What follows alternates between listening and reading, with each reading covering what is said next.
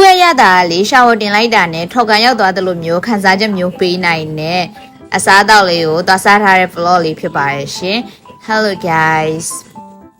တရားဒီနေ့သွားစားခဲ့တဲ့ဆိုင်လေးကတော့အနော်ဆိုတဲ့အထောင်းဆိုင်လေးဖြစ်ပါတယ်ဒီမှာအထောင်းဆိုင်ဆိုပေမဲ့ဒီဆိုင်ရဲ့ signature ကတော့ကြက်ပေါင်းလို့ပြောလို့ရပါတယ်ကြက်ပေါင်းကအရန်ဟိုကောင်းပါရဲ့ရှင်တရားအမြဲတမ်းစားနေကြဆိုင်လေးလည်းဖြစ်ပါတယ်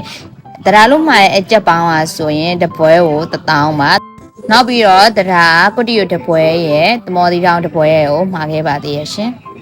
တရားဘာစားထမင်းနဲ့ပဲစားတတ်ပေမဲ့အခုတော့ကြက်ပေါင်းနဲ့တွဲစားဖို့ကုတီယိုလေးကိုမှာလိုက်တာပါဘာလို့လဲဆိုတော့ကုတီယိုလေးကအရှိုးနဲ့ကြက်ပေါင်းကရှင်ဆက်ရာဆက်ဆိုကွက်တီပါပဲ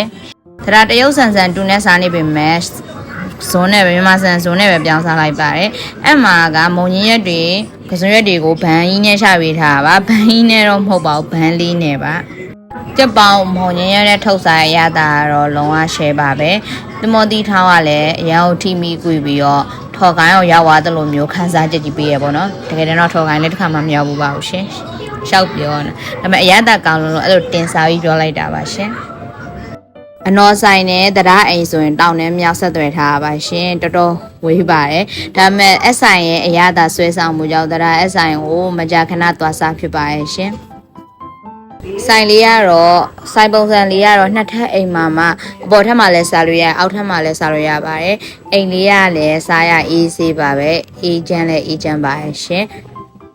အခုလည်းတရားကအဆိုင်လေးကိုတရားရဲ့မောင်ရဲ့ညီမရဲ့နဲ့သွားစားရပါဖြစ်ပါတယ်တရားလိုမျိုးဆိုင်လေးနဲ့အိမ်ကတောင်နှင်းမြောက်ဝေးဖြစ်မယ်ရတာရဲ့ဆွဲဆောင်မှုကြောင့်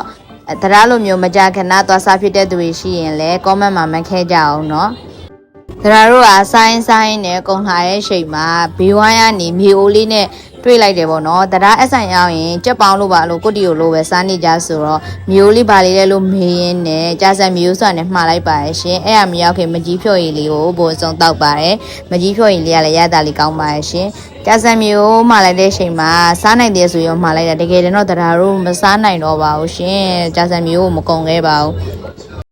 နောက်ပြီးတော့အကြဆန်မြေအိုးကိုတရားတိတ်အကြိုက်မတွေ့ပါဘူးဘာလို့လဲဆိုတော့တရားပါဇက်ကရှင်ငံဇက်ကိုပဲကြိုက်တာဆိုတော့အကြဆန်မြေအိုးကလည်းအစိတ်ပတ်လေးသွားတော့တရားတိတ်ပြီးတော့ရတာမတွေ့ပါဘူးရှင်ဒါပေမဲ့အကြဆန်မြေအိုးကိုကြိုက်တဲ့လူရှိရင်လည်း comment မှာမှန်းခဲ့ပေးအောင်เนาะတရားရဲ့ vlog လေးကြည့်ရင်တရားကို follow လုပ်ခဲ့ဖို့မမေ့ပါနဲ့เนาะအားလုံးကြည့်စုတင်ပါရဲ့ရှင် bye bye